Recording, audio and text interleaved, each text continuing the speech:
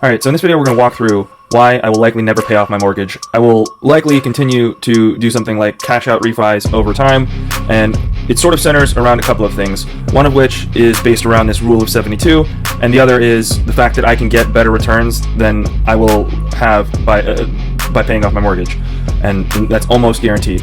So let's jump into that with the rule of 72. So what does this rule mean? Well, basically when you take a return and divide it into 72, the number of years for that return to double is what you end up with. So with all of that considered, the rule of 72 is basically a rule of thumb kind of rule that you can calculate how long it will take for a given return to double your money. Now this also can be applied to inflation. So when it's sort of the opposite. So it actually, when you are trying to calculate inflation, and specifically with regards to a mortgage, well, let's take a look at my actual numbers right here. So for my current primary residence, this is a house that I probably will hold on to for the long term, even if I'm not living in it personally. But this is what we're looking at. My current principal, the most recent payment, $833, almost $834 went to principal, and almost $731 went to interest, for a total of this $1,564.65 is my current mortgage payment of principal and interest. So when we factor in the rule of 72 with 3% inflation, that means that this should effectively cut in half every 24 years. That doesn't mean that the amount that I'm paying is going to be cut in half. It's the effective amount. So in 24 years from now, when we calculate this out, my mortgage will feel like $782 considering in today's dollars. So that's, if that sounds like, you know, it's really cheap, it is. It's significantly lower than people pay for stuff these days. And it might be more than that, because in between now and then there could be an opportunity for me to cash out refi, to do something else with those funds. You know, I may not, but at least with my current state loan, I will not pay off this mortgage because I have a rate of 2.25%. That's easily, I can beat that with actually a guaranteed amount that's higher than that. So we're going to take a look at what I'm talking about. So I still haven't put out a video of a full breakdown of my whole life policy, but here we're taking a look at what is called an in-force illustration on my policy after making 2 years of payments. And it's actually, you know, I'm including here the internal rate of return, and as you can see, this doesn't look great when we look at my internal rate of return on the early side of things, but that's not what this policy is about. It's about the long-term returns, and you can see that this just grows. The first few years is the worst of it. In about 4 or 5 years, my policy will break even, and then after that, I should even out close to around a 5% internal rate of return over the life of this policy. I'm talking, you know, 60 years, you know, until I'm over 100 years old, so more than 60 years. So that's really why I won't pay off a 2.25% mortgage when I can reasonably expect a return that is significantly more than that, and it's going to compound over time. Now, this is not a guarantee. There are guaranteed elements. It's somewhere between 2 to 3% of guaranteed crediting in this particular policy, but historically, this is pretty on point in terms of what I can reasonably expect in this whole life policy, and that is somewhere approaching a 5% internal rate of return over the life of the policy. And so as you can see here, I'm putting in $60,000 per year. It's showing nothing here because I've already made this payment. So I've made 2 payments of $60,000, and that results in my year 2 cash value being $101,365. So it looks bad starting out, but when we get further into this policy, we're looking at a year 5 break even. So I put in $60,000 per year, and my internal rate of return is slightly in the positive, and then you can see from there it just climbs. So this is why I can get a return like this, and we'll jump into some of the rates that Penn Mutual has declared in their dividend over time. And so that's the thing about whole life. I've got a video breaking down whole life as you know, using it as your private bank. You can check the video description if you want to see that video. But they declare a dividend rate and they credit your policy based on that. Now it's not exact, so what you can see here, this is the rates here are 3, 4, and maybe get to as much as 5% in the later years. But let's take a look at what the gross dividend rates are that are declared. So here we're looking at some of the dividend rates for some of the top mutual companies out there that are doing whole life, and this is, you know, over the last 20 years or so. We've really been in a historic low interest rate environment, and that's where you can see returns have kind of come down a bit. The dividend rates have come down a bit, but now we're in an increasing interest rate environment, so the dividend rates will likely start paying out higher, and you'll see some dividends likely go up over the next few years. But they've been getting hit by virtue of the fact that the interest rates have been low for a very long time. But even still, we can see that Penn Mutual has been extremely strong, and this is the dividend history after the last 20 years. But whole life goes back 150 years. I don't know exactly how old Penn Mutual is itself, but it's over 100 years as a company. And a lot of these carriers that you're seeing on this page are in the same boat. They have been around for over 100 years. There's a lot of history. A lot of people used whole life to keep themselves afloat in the Great Depression. Walt Disney, I believe, used whole life to fund the initial build out of the Disneyland or Disney World, one of them. And a number of businesses have been launched using the cash value from a life insurance policy.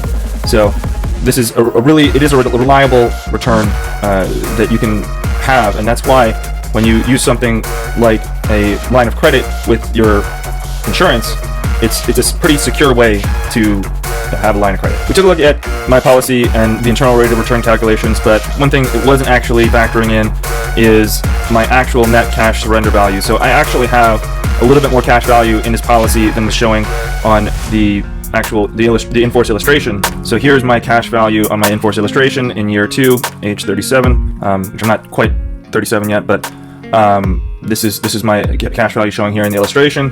And if we look at my cash value in terms of net cash surrender value, I'm looking at $103,150 that if I was to just stop paying, that's the amount that I would get back. And so this is doing a little bit better than even in the illustration shows.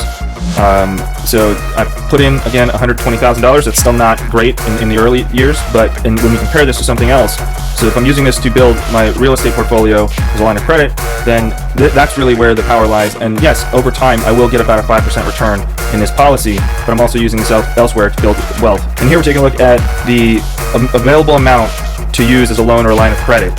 And I could take a loan against this policy for $95,560, so almost $96,000, and the current loan interest rate is 5.7. That is variable, but we're going to also talk about the concept of an insurance-backed line of credit that gives you some extra benefits, especially when doing this with a real estate investment portfolio, because it's a gray area as to whether or not you can write off the loan interest that you pay to the insurance company. But if you get a third-party line of credit that's at a good rate because it's through a bank and it's extremely secure cash value, they're putting a lien against your death benefit when you get that line of credit. So you can get really great rates, but also you're paying that interest to a bank. Now when you're investing in real estate, that interest becomes deductible for that real estate investment business. So here's a quick summary of the insurance-backed line of credit with a company called Bancor, and they're one of the big providers of these insurance-backed line of credit. I know somebody who has one of these, and I think they do prime minus. I think it's prime minus 1 for his policy, but it's also it depends on how large your line of credit is with them. So this is a rate that is variable as well, but you can have funds clear quicker, and you can see things here like no application fee or closing costs. This is pretty straightforward. I collateralize my whole life with a provider like this. They'll let me access about 95% of my cash value, and when I do add more to my policy, which I'm putting in $60,000 a year, they can easily increase the line of credit, and so that I can access more of those funds as I need to as I'm doing real estate investment. And when you compare this to anything else, so what is another option? So there's a concept called securities-based lending. So this is IBLOC, insurance-backed line of credit, and you can have the concept of an SBLOC, which is a securities-backed line of credit. So this is an article from NerdWallet on this. They will give you 60 to 70% of your securities value, and that's because it's much more risky. Whole life policy is not risky. Whole life companies, mutual companies, are not over-leveraged in the way that a bank is. They operate on a different scale. They're not doing the concept of fractional reserve banking and things like that. When they take funds, they invest it in one thing. That's how insurance companies make their money. So when you do this with securities, so let's just say, equivalent. Right now, we're looking at my whole life policy that's got about $103,000 in cash value. If I was to do that with a securities-based line of credit, I would have access to 60 to 70% of that rather than 90 to 95 or 95% of it. So the insurance-backed line of credit gives you access to a lot more because it's a much more secure thing to collateralize.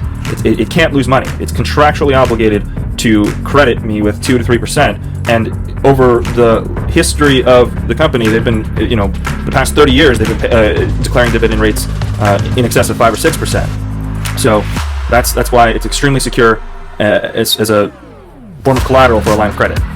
Then the other thing is, this number, whatever they establish as your number in terms of how much you can collateralize it and what percentage of a line of credit you can do, you have to maintain that percentage. So if your account loses value, here's a risk that you can run into. So similar to when you're trading on margin, there's a concept of a maintenance call, which is like a margin call. So when you're using securities-based lending and your assets lose value, the company who issues that line of credit against your securities can call that loan, so you either have to come out of pocket for cash, pay off the loan, or sell some securities. So and then when you sell those securities, this can be a cascading effect, because now you have a realized gain or that you might have, and that could be a tax implication. So there's a lot of factors as to why securities-based lending, I'm not saying you can't do that. It's just you can't be as aggressive with how you use securities-based lending. So as a real estate investor, this is a much better option for my real estate investments. So to circle back, why I won't pay my mortgage off early. Well, we're looking here at my returns. So over this page shows 26 years of having this policy, and my internal rate of return by year 26 should be around 4.72%. And this is the following page. So we can see that that's still continuing to go up until we get slightly, it looks like we top out at 4.92%. And the reason why this starts to shift, this is when I'm in my 80s, the cost of insurance starts to increase. And in actuality, this will probably top out over 5%. This is showing me continuing to put in the 60,000 as I get into these later years. I will probably, this little 2 here and this here, this is actually representative of this becoming what's called a modified endowment contract, and that's what I want to avoid. So I will be likely at least reducing the amount of money that I'm putting in at that point when I'm in my 60s. To me personally, I will want to pay for this as long as I can, because it's giving me a return of that 4 or 5%, maybe even slightly over 5% over the long term. So I will want to continue to put money in here as long as possible. It's effectively as close to a guaranteed return as you will have over this long of a period of time. And so that's why I won't pay off my mortgage, because at any point I could take from this to pay off the mortgage. I could either do a withdrawal at some point down the line. You can withdraw up to your basis, so the amount of cash that you've put into the policy. Most of this will be from interest gains, so I can't directly take out interest. I can take policy loans, but 20, 30 years down the line, I could always take the amount of cash that I've put into it and pay off the loans and still have my cash value continue to grow. So there's a lot of options, and this is why capitalizing a policy like this makes a lot more sense than paying off a mortgage early, because I'm getting a much better return. Yes, we're in a different interest rate environment right now, but the reality is too, if you want to make some early payments and pay off a little early when you're getting 6, 7, 8% mortgage, that can start to make a little bit of sense. But also keep in mind that the rates should not be like that forever. It's quite likely that our society's kind of gotten addicted to cheap money, so it's quite likely we're going to see those rates come back down over the next few years. I'd say rates will come down in a significant way probably sometime in 2024, and then at that point you can do a refi. I wouldn't do it right away, but it really sort of depends. When you're considering doing a refinance, there's a lot of factors in terms of what closing costs are, how long it takes to recoup the closing costs for that refi. You can do things like negotiate with your lender to have them eat some of those costs, especially when they're hurting. The lending industry, the mortgage lending industry is getting hurt by all of these rates. So that's where you can get competitive. And when you have something like this, where it's like when I'm in my 60s, this policy will have millions in cash value, and by this point, if I don't cash out refi my mortgage, I will have something like my mortgage will be paid off. But let's say I did do a cash out refi on my mortgage, and then I decided I didn't want to pay a mortgage anymore.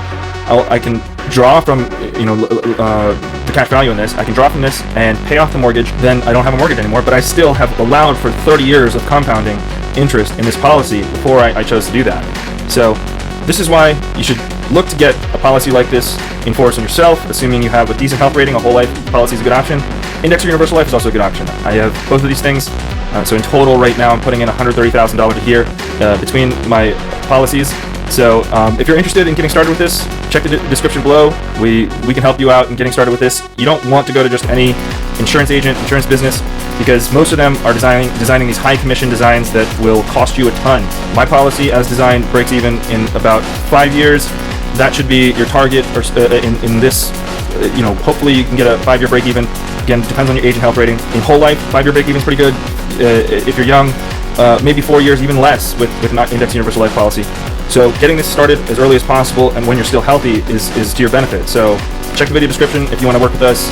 And even if you have an agent that you want to work with, we could help you get something for them to use. But I think, in the end, working with us is going to be more advantageous because we're using these policies. We know how to use these policies to generate and build wealth, and we'd love to help you do the same thing. I don't come from wealth. I spent almost 9 years as enlisted Army infantry. I have no college degree. I've been investing pretty much my entire adult life, and there are things I wish I knew about years ago. Too many finance channels and forums focus on the same tired things, and I'm not saying you shouldn't do them, but I am here to show you some more tools to succeed. Drop a like if you found this video helpful, comment if you think I'm crazy, subscribe if you want to grow with me.